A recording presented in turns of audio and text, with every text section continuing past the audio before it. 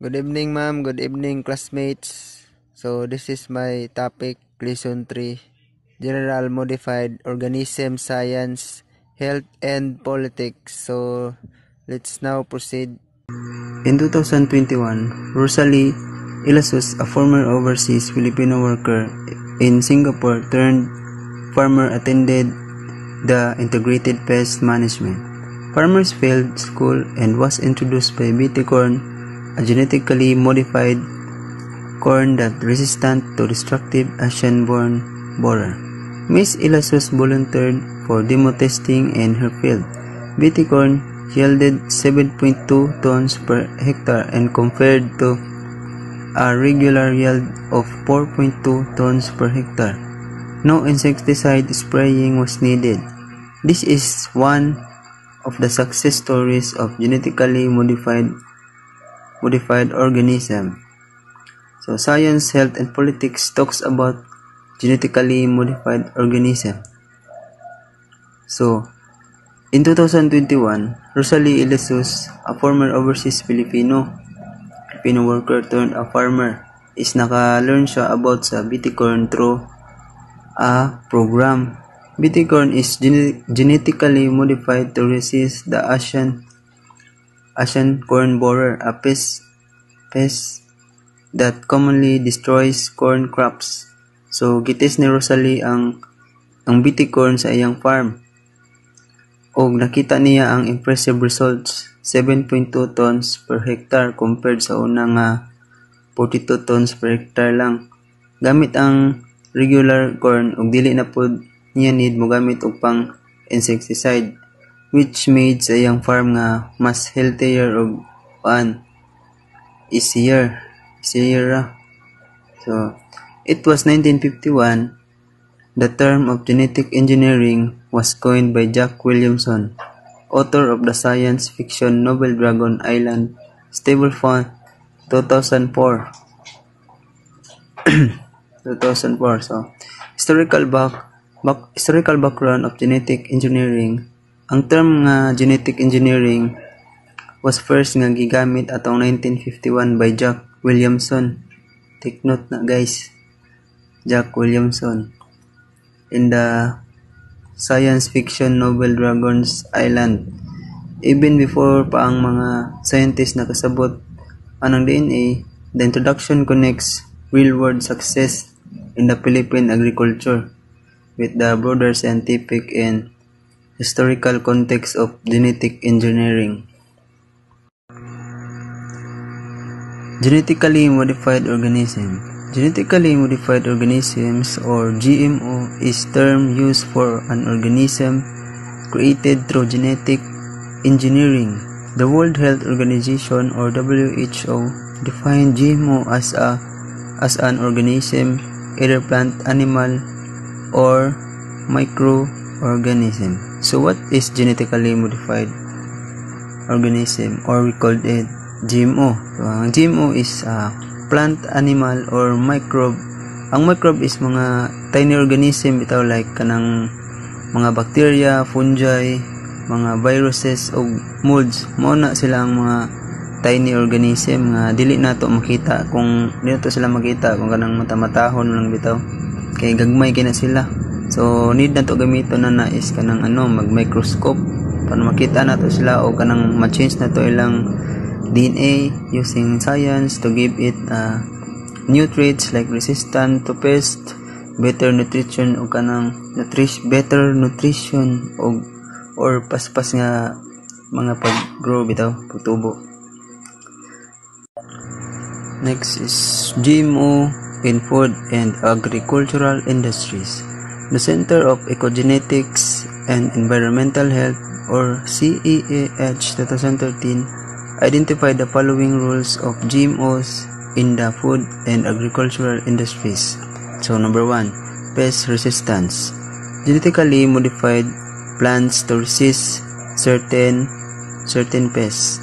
So ang pest resistant means the crop that can protect itself sa mga insects nga usually gapangaon og mga dahon bitaw og makadamage, like kanang caterpillar, like corn borer nga kana sila is kanang mangaon sila og dahon sa mga plants, and beetles is kanang mga bugs bitaw. Ilang ginapangaon usually is kanang mga prutas, flowers ug wanang mga roots. Last is mga aphids, ginasuyop nila ang kanang tubig bitaw sa dahon sa plants sa antod sa weak ang tanom, then malaya. Then number 2, virus resistance. Genetically modified plants to resist certain viruses. So ang virus resistant is ang atong himuon para malayo ang ini plants na duulunon bitaw og mga virus para mag-weaken sila. So i-identify nato og unsay naka-cause og disease sa plant, magkuha tag kanang gagbayng dahon or any other part sa plant para i-insert nato sa insert nato nga plant sa DNA, ug may bala nato nga na bay ma warning system. Example is kanang papaya. In the 1990s, papaya farmers in Hawaii is naka-experience sila og serious outbreak of papaya ring spot virus. Ang virus is nag-cause og yellow rings sa dahon ug nag-fruits ug nag-lead sa pag-weak sa mga punuan ug hapit na destroy ang papaya industry sa Hawaii.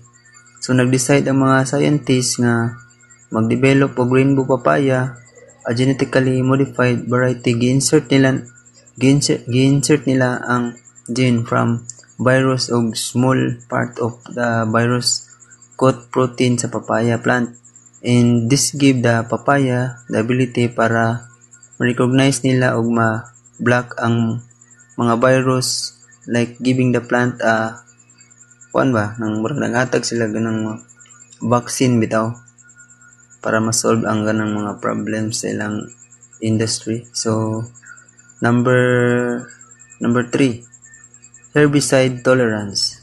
Genetically modified plants to tolerate herbicide. So herbicide tolerance means plant can survive chemicals pinaagi sa herbicide. Ang herbicide is chemical na siya nga makapatay og unwanted plants or pag-prevent sa mga tubo nila. Gihimo na nga chemical to target all unwanted plants para maka-prevent sila sa pagpangilog og nutrisyon, tubig ug sunlight. Importance ana nga chemical is para mas paspas ang pagtubo nila. Imong ginatuyo og tanom ang mga plants ug baka survive sila sa any difficult nga kondisyon ug maka-provide dayon og maka-provide sila og kanang mga seeds, mga liso. So next is number 4, fortification. Genetically modified plants fortified with certain minerals. Fortification. So ang fortification is aim para mag-improve ang nutrition value sa crops, especially to help combat nutrient and population nga rely lang sa limited variety of food. For example, sa uban regions, uban tao might is dili makakuha og enough vitamins or minerals ug mag-lead to health problems like vitamin for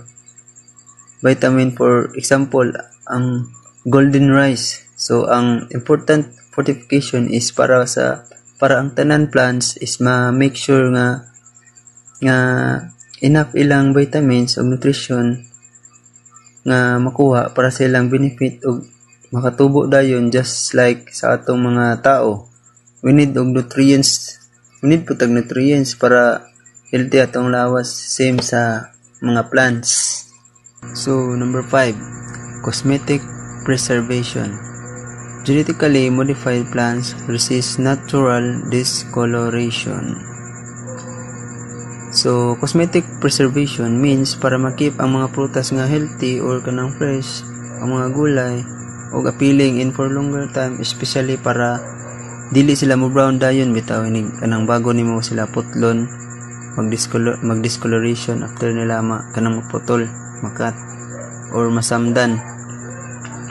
So dili sila kanang dali mag brown bisan pag na slice na. So genetic modification is ga-help siya para dili maguba ang appearance sa fruits or vegetable bitaw og ilang texture to make their life longer o presentable gyapon ang fruits. Ang benefit nga makuha is daghan jud, like dili sayang og mga fruits, dili sayang ang mga fruits and less foods damage. Number 6, increased growth rate. Genetically modified organism that has higher yield in growth than normal species. Number 6, increased growth rate. So increasing growth rate means ang organism like animals o plants is mas paspas siya motubo kaysa sa normal lang na pagtubo sa mga plants or animals o kadali ra mangdagko. This can lead to more food in less time o lower farming cost tungod sa paspas na nga pagtubo sa mga plants o animals. Gamay na lang atong magasto bitaw, mas mudaghan ang pagkaon sa gamay lang na panahon. So this happen because ang mga scientists is pwede mag-add og genes nga makakontrol sa pagtubo sa mga animals and plants. Kini sila nga genes is usually comes from other species nga naturally lang gatubo. Example is the aqua advantage salmon. Nag-contain sila og growth hormone salmon na naturally paspas mo tubo ug ang isda nga makasurvive og cold water nga makahelp sa iyang growth hormone nga makapa-active sa iyang all year. GMOs in food and agriculture industries. The Center for Ecogenetics and Environmental Health identified the following roles of GMOs in the food and agricultural industries. Pest resistance. Genetically modified plants to resist certain pests. An example is corn.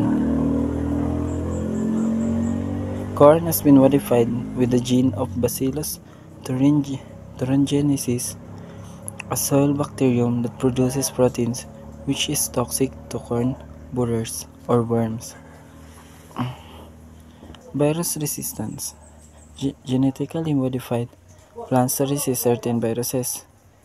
An example is papaya or rainbow papaya.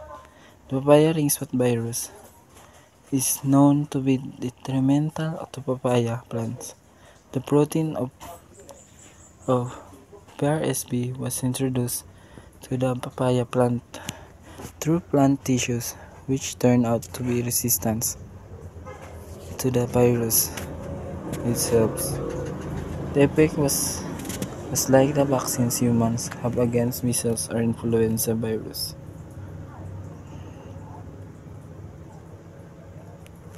Herbicide tolerance. Genetically modified plants to tolerate herbicide. An example is Roundup, ready soybean, glyphosate, an herbicide for weeds, was introduced to soybeans, making it tolerant to the herbicide itself. Farmers then can spray the herbicide killing the weeds but not the soybeans. Fortification. Genetically modified plants fortified with certain minerals. An example is golden rice beta-carotene, a precursor of vitamin A, was introduced through biosynthesis genes to the rice, making the rice grains fortified with vitamin A. So, golden rice beta-carotene na agahatag, it gives that vitamin A through biosynthesis genes. Cosmetic preservation. Genetically modified plants resist natural discoloration. For example, Arctic apple. The apple variety was genetically modified to suppress the burrowing of apple due to superficial damage.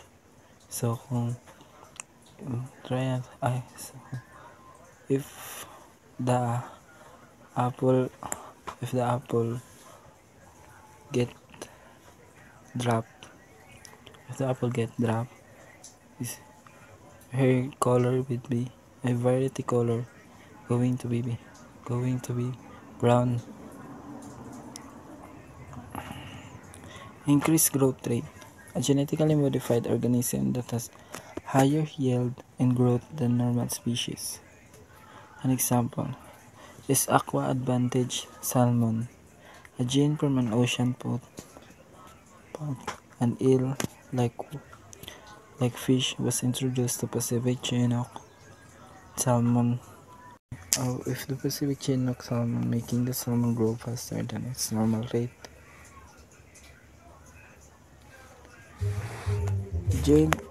GMOs, non-food crop microorganism. Genetically modified organisms in non-food crops and some microorganisms involve the following. Flower production. GMOs in flower production are seen in modified color and extended base life of flowers.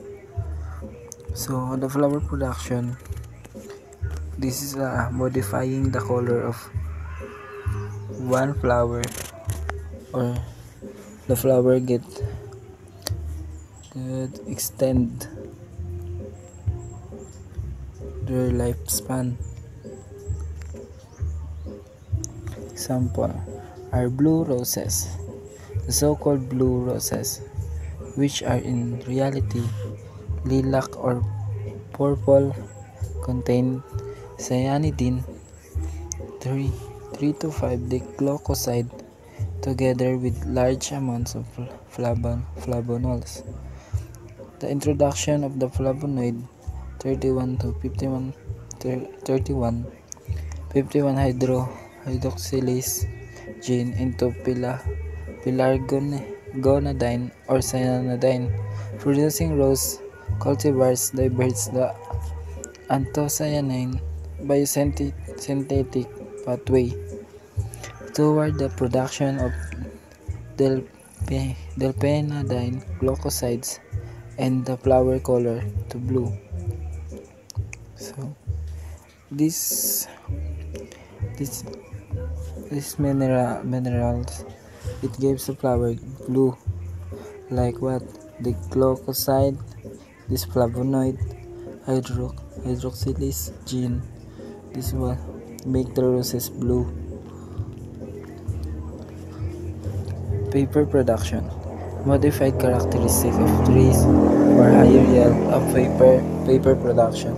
Example are popular trees. Lignin is a complex polymer and trace that is removed from wood to make paper through craft process through inserting genes. The code for ferulic acid and young poplar trees. The lignin structure is modified, making lignin easier to break down. So the lignin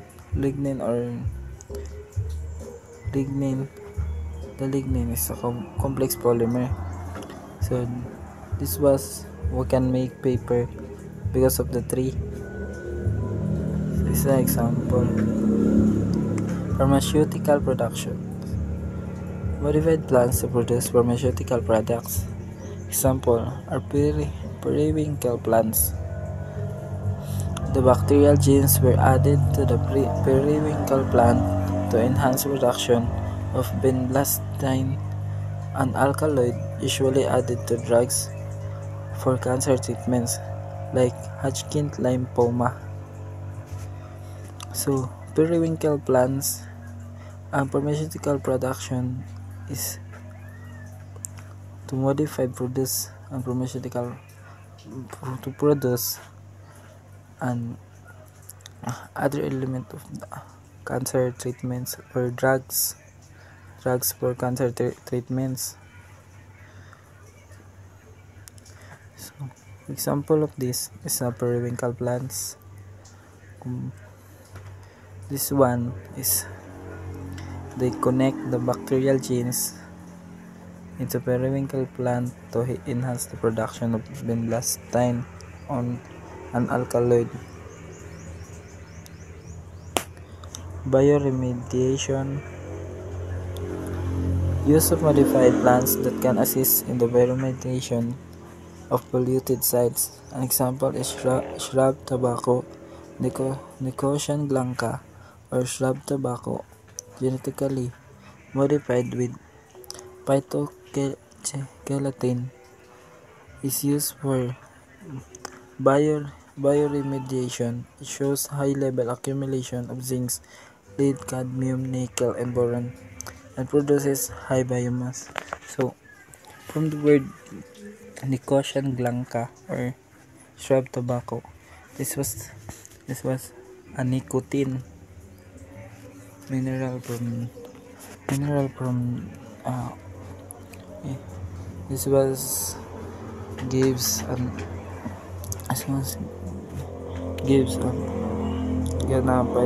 phytogelatin gives and zinc, lead, and cadmium. Enzymes and drug production. Use of modified microorganisms that can be produced enzymes for food processing and medicines. One of these examples is shigitase, cyclomaltodextrin, glycoside an enzymes used for food flavor enhancer. Is produced in higher quantity by Bacterium bacillus, which was genetically modified with the gene of a thermophilic Anaerobie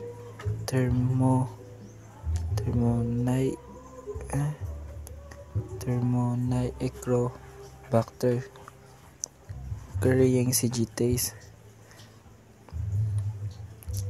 So, enzymes is food processing or medicine. Their microorganisms can connect the food to make it tastier. Another example is artemisinic acid is a compound used for anti-malarial drug extracted from sweet wordwood plant through genetic engineering. It can be synthetically produced by yeast and bacteria with sweet wordwood plant gene. GMOs in the medical field. Genetic engineering is playing a significant role from diagnosis to treatment of human-related diseases. It helps in the production of drugs, gene therapy, and laboratory researches. One classic example is Humulin, the genetically engineered insulin used by type 1 diabetes patients who are insulin dependent. In the past, insulin is extracted from the pancreas. So GMOs in the medical field. It was engineered to give the role of diagnosis to treatment of human-related pancreases of pigs and cows that have caused allergic reaction to some diabetics using it. In 1978, researchers from the City of Hope National Medical Center and Genentech Biotechnology Company were able to produce human insulin. The gene for insulin was inserted to bacterial DNA that was able to produce almost exactly the same human insulin. This was a breakthrough in the mass production of human insulin. In 1996, modified human insulin was approved, called the Humalog. So, pigs and cows, there's an allergic reaction to some diabetics using diabetics.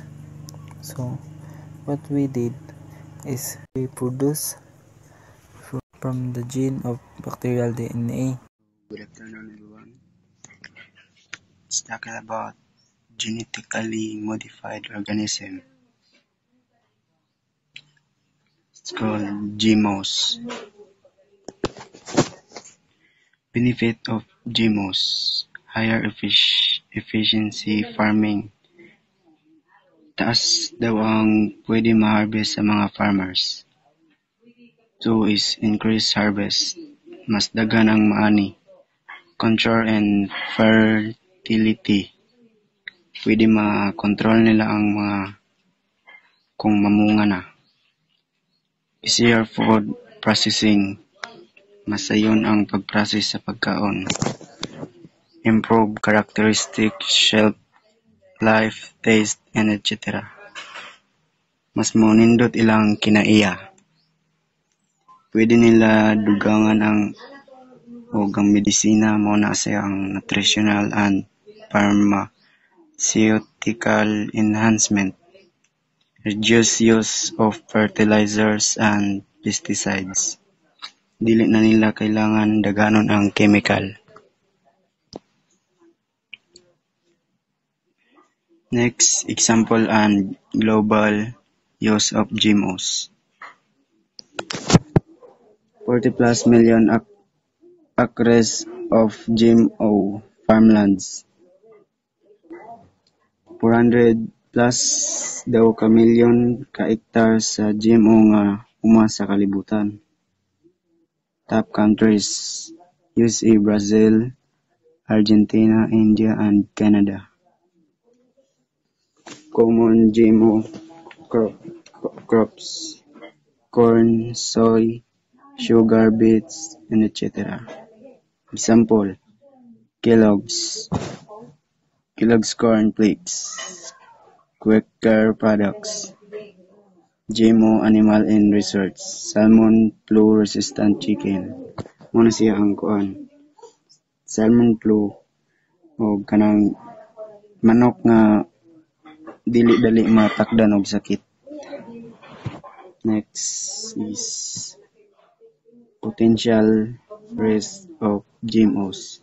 Super weeds from GMO crop resistance.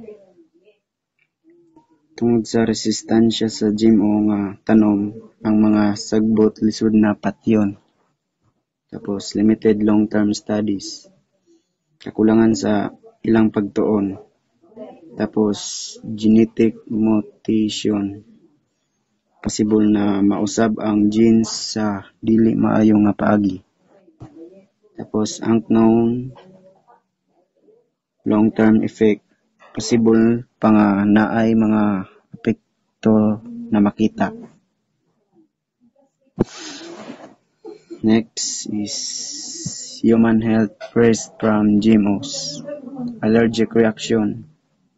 Muna siyang maka-cause of allergic reaction sa ubang tanom. Tapos gene mutation and abnormalities.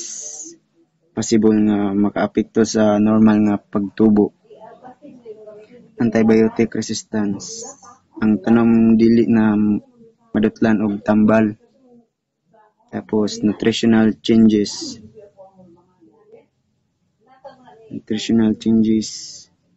Mabag-o ang nutrisyon nga naa sa pagkaon. Tapos next is environmental risk from GMOs. Risk of gene flow to wild species. Matakdan ang mga tanom sa bukid. Tapos new resistant pests and weeds. May tabo nga ang mga insects lisod na mapatay, lisod na patyon. Tapos recombination with viruses or bacteria.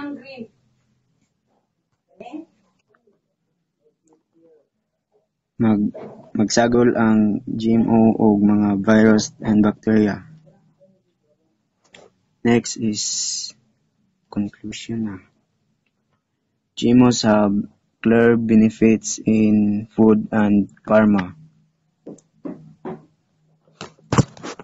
Makatabang sa pag-ayo sa ani o pagdagan sa medisina.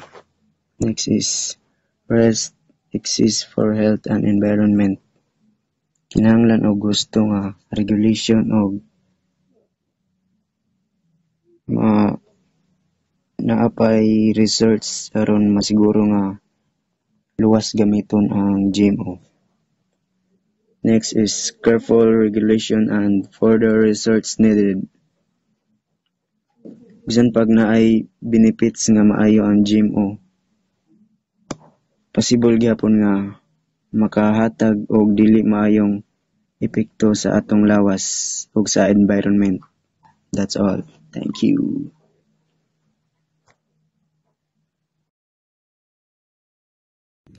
Good day everyone. So this time we're going to learn what are the potential environmental risks caused by GMOs.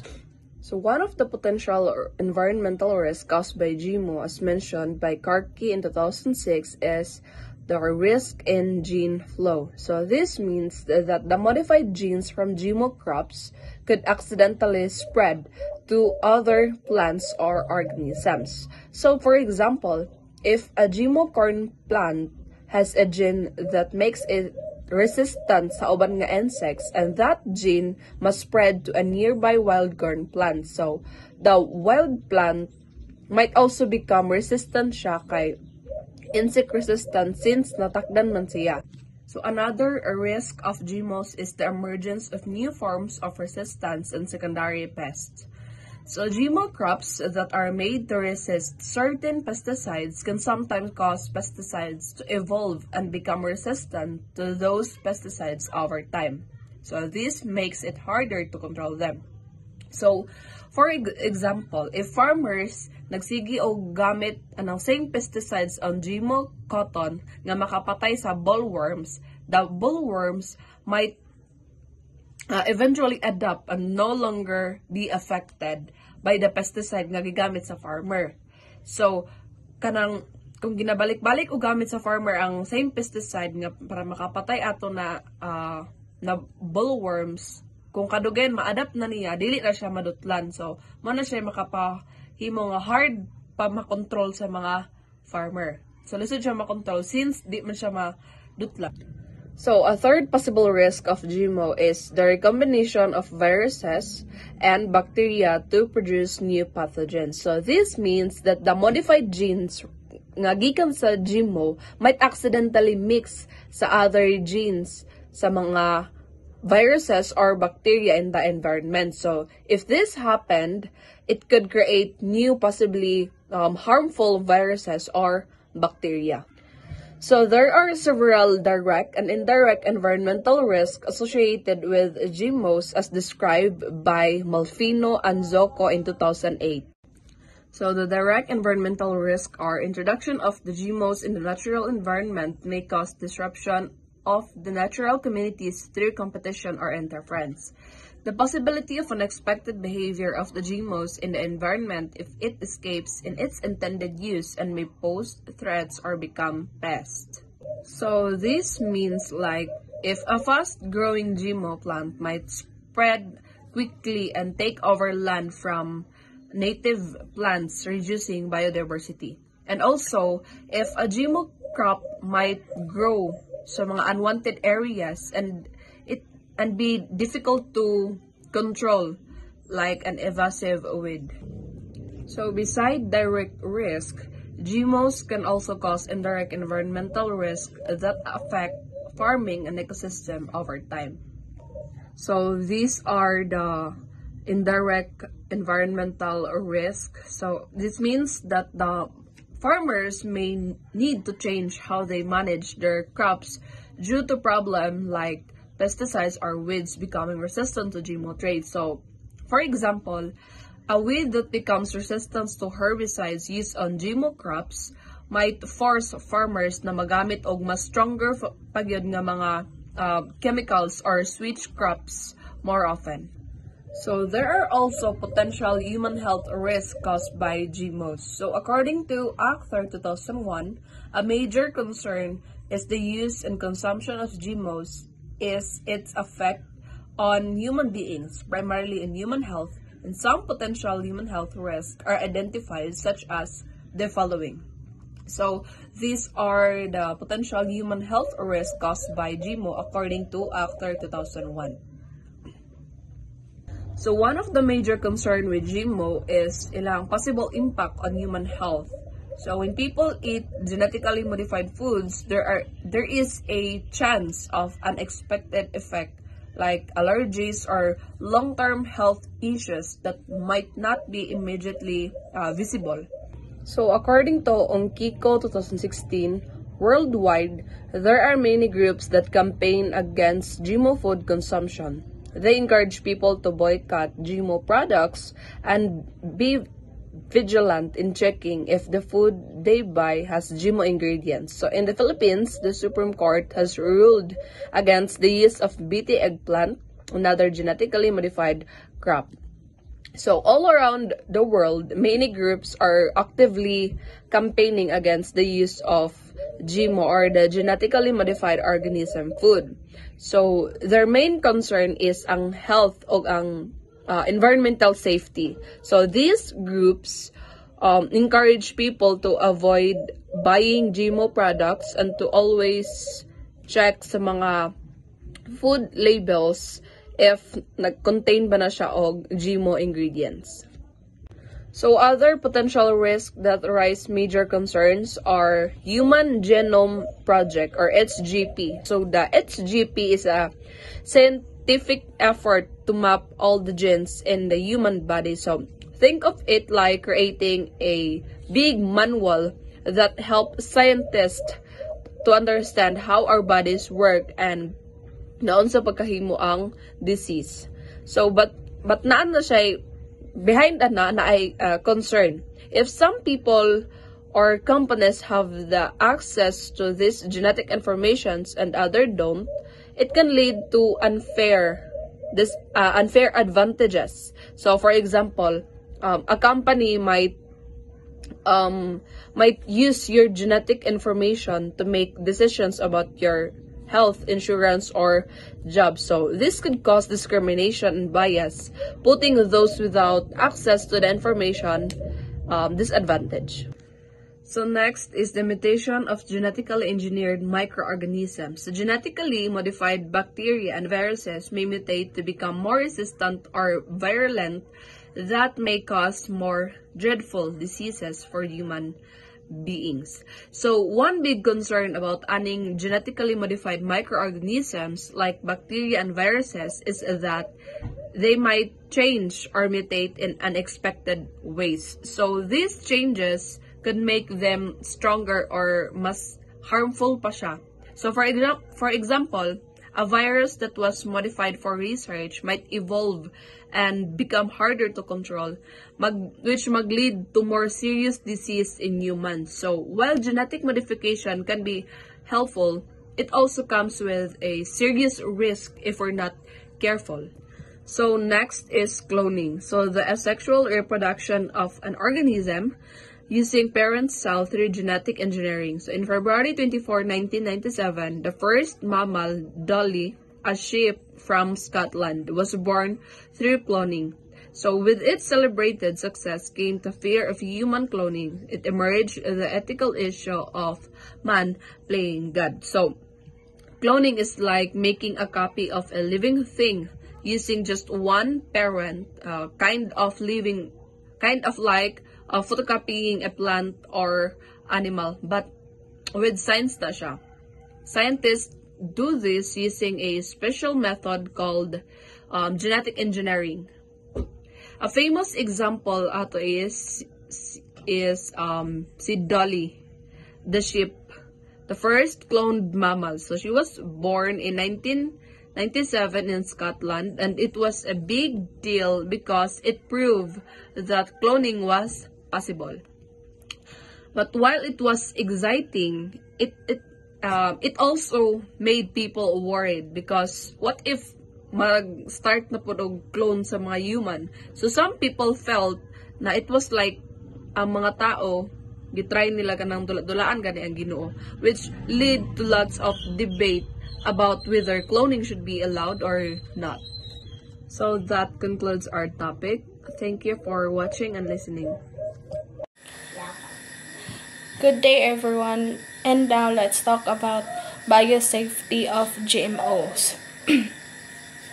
To address concerns about genetically modified organisms or GMOs, international initiatives have been established to protect human health. One key initiative is the Codex Alimentarius Commissions or Codex, created by the Food and Agriculture Organization (FAO) and the World Health Organization.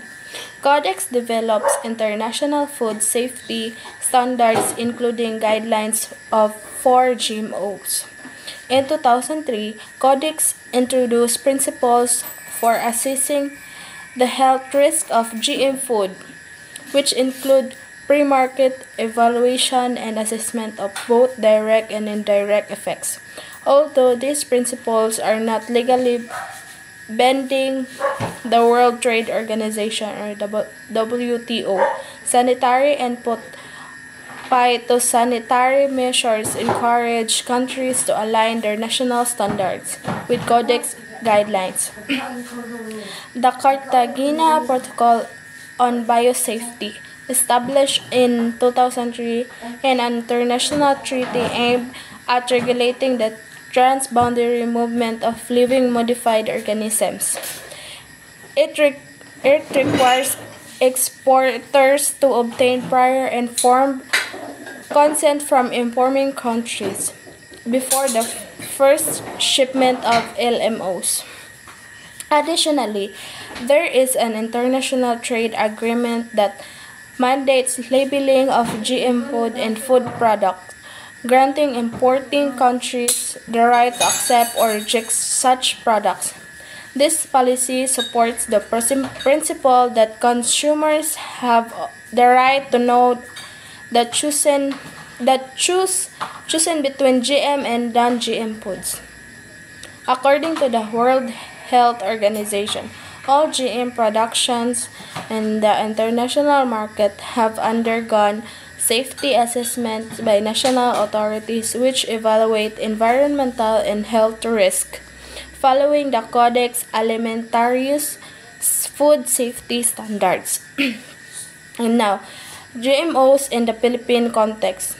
The introduction of GMOs in the Philippines sparked debates similar to those in other countries, with both supporters and critics. Concerns began in the 1990s, leading to the establishment of the Food Committee on Biosafety of the Philippines, or NCBP. In 1990, through Executive Order Number 430, the NCBP issued guidelines in 1998 for the release of GMOs and potentially harmful exotic species. In 2002, the Development of Agriculture issued Administrative Order Number 8, setting the rules for the importation and environmental release of GM plants and products.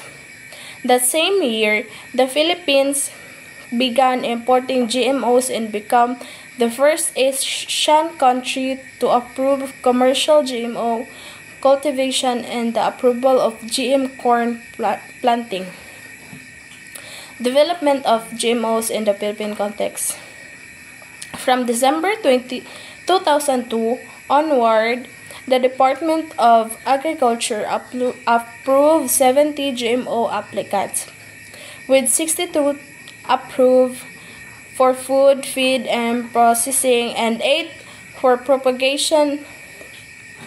In 2004, the Philippines was recognized as a biotech mega country, cultivating over 50,000 hectares of GMO crops annually. That same year, Senator Juan Flaubert proposed a bill for mandatory GMO labeling, but it was not passed by the Senate.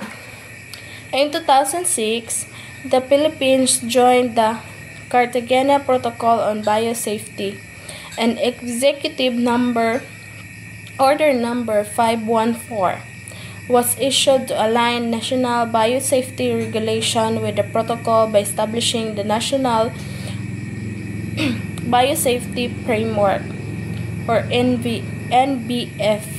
Meanwhile, the Organic Agriculture Act of 2010 promoted organic farming over GMO-based agriculture. Even before, these provinces like Negros Occidental and Negros Oriental banned GMOs via a 2005 Memorandum of Agreement, forming the Negros Organic Island. Similarly, Davao City passed an ordinance in 2010 supporting organic farming and halting field testing of BT eggplant. In 2012, Representative Teddy Casenyo and others filed another bill of mandatory GMO labeling, but to date, no biosafety law exists. Only regulations under the NBF. A 2006 study found this regulation weak and in need of legislative support. In 2015, the Supreme Court halted BT eggplant field testing, a declared Administrative Order Number 8, 2002, void affecting procedures and policies related to GMO importation and release. Resumption of GMO activities in Philippines, 2016. After the Supreme Court halted GMO propagation in 2015, all related activities were paused until new regulations were issued on March 7, 2016. 5 government agencies like the OST, the ADNR, and DOH, and DILG jointly released Joint Department Circular Number 1, Series of 2016. This circular established new rules for research, handling, transboundary movement, environmental release, and management of GM plants and production. Developed through modern biotechnology, it allowed for the resumption of GMO planting and importation in the Philippines through the issuance of new permits. So the summary of this report is that genetic engineering is an emerging field of science. Its quests are to preserve and prolong life. In more than 4 decades, since the first genetically modified bacteria was produced, thousands of genetically modified organisms have been created and propagated. Some are approved by experts and government authorities for human use and consumption, while others are kept in institutional research laboratories, subjects for experiments. There are advantages and disadvantages in using genetic engineering in both fields of medicine and food and agriculture. There are controversies that are still debatable up to the present. The major concern of the opponents is the long-term effect of GMOs to humans, while the proponents' flagship is the success stories of GMO recipients. There are still a long way to go for GMOs to prove itself as humans seek answer to life